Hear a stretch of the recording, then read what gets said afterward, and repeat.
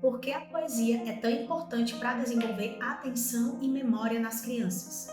Como o professor Falcão disse, poesia não é papel higiênico, que você usa e joga fora, ela deve ser memorizada. Na pedagogia clássica, se usa a memorização para obter a atenção da criança e vice-versa. A atenção para obter uma memória mais efetiva. E nós fazemos isso através da poesia. Mas por que a poesia é tão eficaz para desenvolver essas duas habilidades nas crianças? É isso que você vai descobrir hoje.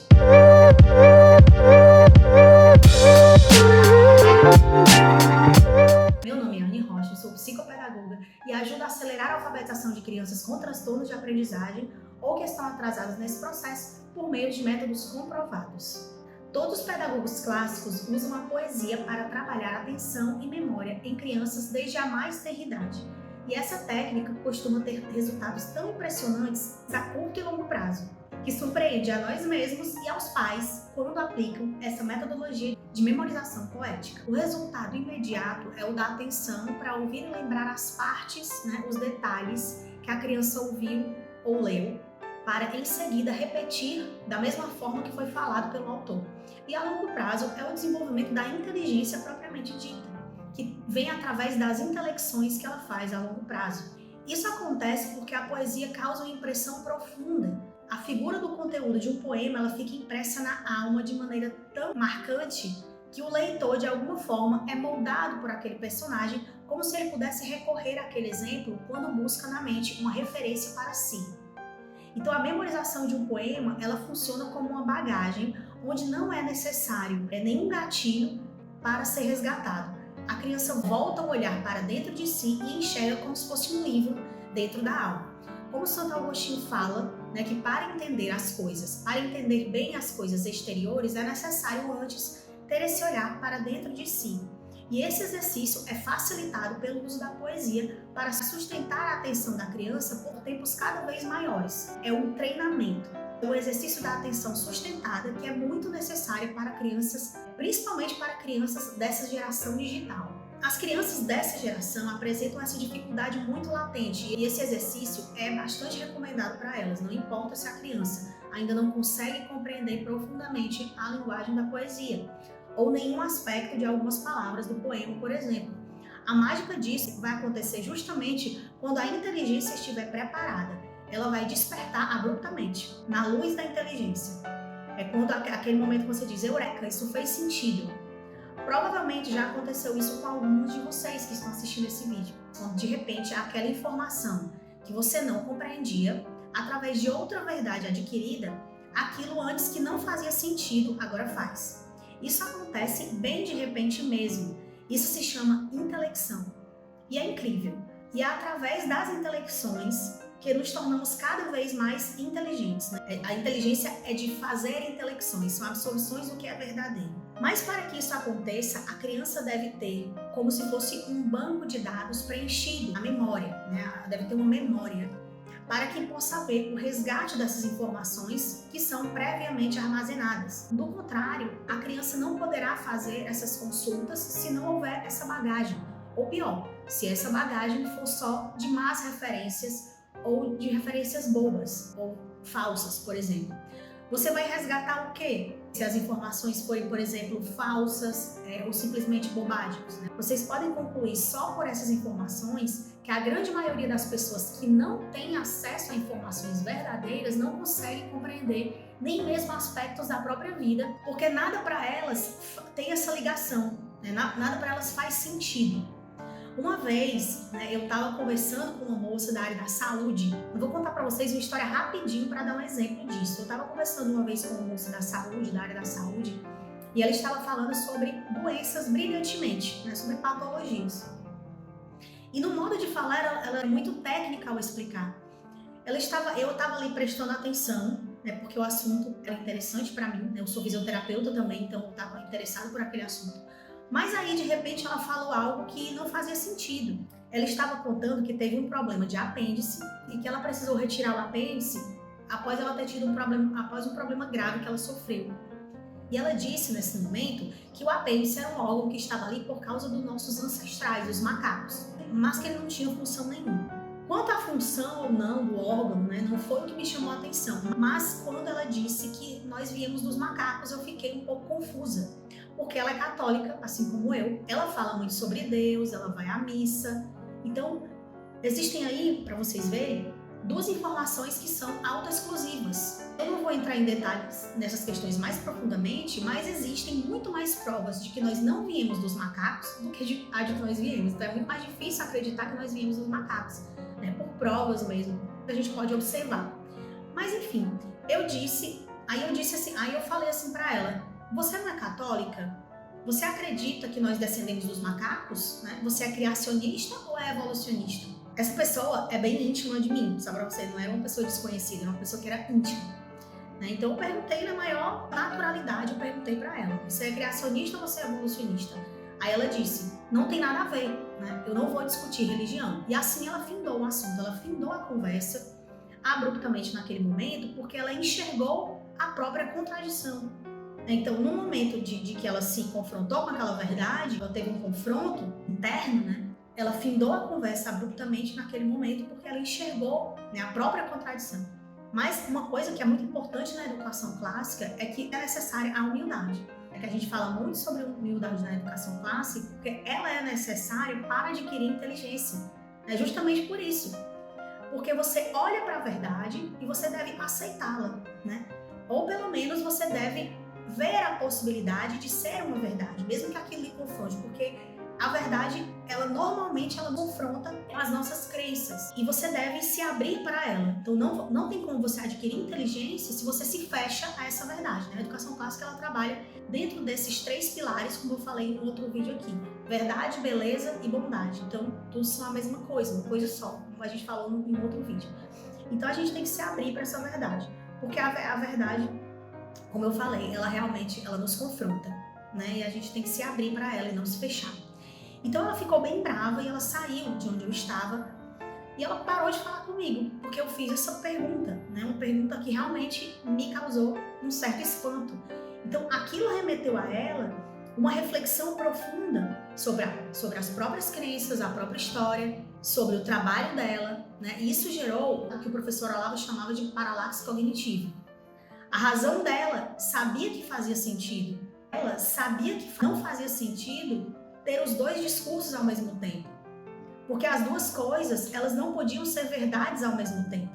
Então ela fugiu daquela situação, ela saiu e usou, né, uma frase pronta, um bordão, para encerrar o assunto, interromper o assunto e fugir de um debate que na verdade iria abrir portas para ela. Isso hoje, no contexto atual, é muito comum entre as pessoas, elas fazem isso sem perceber. Né? Então você quer calar uma pessoa, calar a boca de uma pessoa que está falando alguma verdade, você apresenta um bordão, uma frase pronta, e aí você encerra a conversa, mas com um argumento que não é lógico, né? Mas é uma imposição de praxis, é uma imposição habitual que você fala sem pensar, uma frase construída socialmente. Então, pessoas que incorrem de paralaxe cognitivo, elas abstraem coisas que sabem sobre si mesmas e chegam a conclusões que desmentem a própria existência. E foi isso que aconteceu com essa moça. Mas o que eu quero dizer com isso? É que para uma pessoa que não faz relação de informações, todas as informações, elas são sempre soltas. Se você não faz essa relação das verdades que você absorve, né, se você não considera verdades, né, ou se você só considera hipóteses, teorias, você não tem a absorção do que é verdadeiro, você não pode fazer intelecções. Então, todas as informações são sempre soltas. E ela olha para a própria existência como algo sem sentido, não que tem uma ordem, né, ou fundamento. Porque para ela está tudo desconectado, as coisas estão... Sabe quando você passa o celular assim e vai vendo as coisas do Instagram? São várias informações desconectadas. Então, de uma mente que ela não tem a verdade como alicerce, né, como coluna, como eixo da própria vida, ela vai ficar sempre confusa com a própria existência e com as coisas que ela acredita. Ela conhece coisas, mas de forma caótica. Ela vê as coisas de forma caótica. Na educação clássica, essa análise dos argumentos é muito valorizada, principalmente no estudo da gramática do Trivium, e a gente dá sentido a cada palavra. Eu contei isso para dizer que sem a memória, a inteligência ela não pode exercer o papel de inteligir. pois ela não tem matéria suficiente para isso. Mas voltando à questão da poesia, o poeta ele consegue, em poucas palavras, contar uma história profunda. É quase como uma linguagem enigmática, que não se encontra na prosa. Por esse motivo, essas palavras elas são muito bem escolhidas de forma que elas não poderiam ser substituídas por outras. Então, as palavras na poesia é de uma pessoa que dominou todos os recursos da língua. As palavras dentro da poesia dão tudo de si. Em outro gênero, elas não têm o mesmo peso que na linguagem poética. Por isso a poesia é tão importante, né? Tanto na aquisição de vocabulário como na aquisição de atenção e memória para as crianças. E ela é trabalhada em vários aspectos dentro da educação clássica. A criança treina muito o ouvido, né? A audição, que é a função mais necessária ao bom leitor, e gera percepções através dos estudos da poesia. Mas olha que incrível, com o passar dos anos, quando a criança conseguir inteligir de forma cada vez mais ampla, ela vai lembrar assim, não era que minha professora ou minha mãe sempre falou isso, né? Então o resgate acontece porque está gravado dentro dela. Ou seja, a poesia ela gera frutos na alma da criança. A palavra decorar, inclusive, decorar vem de core, de coração. Então, decorar significa guardar no coração. Olha que bonito. E sobre a questão da criança, às vezes, não entender algum aspecto ou todos da poesia, né, não entender isso profundamente, como eu falei antes, isso não importa muito no primeiro momento. Chesterton dizia que é preciso armazenar um grande número de respostas para perguntas que ainda não surgiram. Então, a memorização das poesias, né, e das narrativas também, dos contos de fadas, possibilitam as crianças intuírem coisas antes de acontecer. Isso é muito importante para a vida, né? Porque traz para a criança uma memória prudente. Ela vai ter um resgate de algo que ela pode precisar durante a vida. E no poema e nos contos, ela vai muito mais no poema, é claro, de forma mais profunda, mas nos contos também ela vai ter essa intuição memorizada, né, guardada no coração, e ela vai usar quando ela precisar, ela vai recorrer àquele personagem, né, aquelas virtudes quando ela precisar, aquele comportamento virtuoso quando ela precisar. Então a criança pode e deve fazer uma série de coisas mesmo antes que ela comece a entender o porquê as faz, né? Por isso que a gente ensina, isso que é educação, antes que ela compreenda de maneira científica o que ela está fazendo, né? Então ela deve fazer mesmo assim. Então, quando a criança estiver memorizando, ela não vai precisar entender tudo, mas isso é um treino de atenção. Naquele momento, a atenção é voltada para o resgate que foi memorizado, né? E vai se tornar maior à medida que a memória vai sendo treinada na criança. Naquele momento, você está ensinando a criança a pensar, né? A refletir, a fazer uma reflexão profunda do que ela absorveu, a resgatar aquela imagem mental. Vai ser uma atenção que é muito mais fácil de se obter por causa de alguns aspectos da poesia. Que aspectos são esses? Aspectos da musicalidade, em um primeiro momento, né? Da sonoridade, a poesia ela é musical, então ela vai ser mais fácil para a criança memorizar, né? Assim como ela decora uma musiquinha, ela vai ter mais facilidade de memorizar uma poesia por conta dessa musicalidade, né? Desse ritmo que a poesia traz consigo. Em um segundo momento, por causa da beleza, né, e do significado profundo por trás daquela linguagem, né? E a longo prazo, pelas intelecções que são próprias da inteligência. São a própria inteligência surgindo, são a própria inteligência fazendo conexões, né? E essa inteligência aflorando é fruto dessas intelecções que são feitas através da memória profunda das poesias. Eu falei aqui brevemente sobre a aquisição de vocabulário, mas é outro benefício, né, que são vários benefícios incríveis na memorização poética, como vocês puderam ver. Acontecerá também esse mesmo processo, né, de memorização, pode acontecer também com crianças que assistem, por exemplo, Lucas Neto e companhia, né, ou que ouvem histórias bobas, sem essência, mas nesse caso, tanto a linguagem da criança como os exemplos que ela tem serão suas referências de presente e futuro, pois são as únicas substâncias que ela dispõe na memória para se valer. Então é aquilo que ela vai resgatar, né? São coisas bobas e sem essência, então não vai ter muito fruto, ou vão ter frutos ruins. Por isso que os pedagogos clássicos utilizam da poesia, né? E às vezes também de salmos bíblicos, que também tem interpretação profunda, essa memorização para obter da criança atenção e memória. Né, uma memória que ela vai se valer e que vai ajudar ela no presente e no futuro. E é isso, gente. Eu espero que vocês tenham gostado. Deixem os comentários aqui e me sigam lá no Instagram, no meu canal. Um abraço a todos. Fiquem com Deus.